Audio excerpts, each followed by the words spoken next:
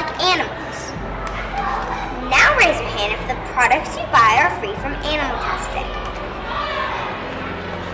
Do you know? Do you check the labels? I'm about to tell you why you should check the labels and why I believe animal testing should be outlawed.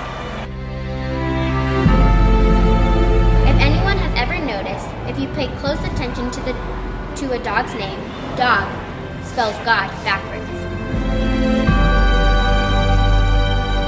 Zoos argue that they save endangered species and educate the public, but animal rights activists believe the cost outweigh the benefits and the violation of the rights of the individual animals is just unjustifiable. According to Dr. Richard Cleanser, we have cured cancer in mice for decades, and it simply didn't work in humans.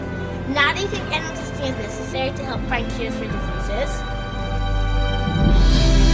So allow me to end the great pet debate once and for all with the top 3 reasons why fish make the best pets. Zoos can help animals and people at the same time. Zoos help people by educating them. Giant pandas eat pounds and pounds of bamboo shoots at the San Diego Zoo.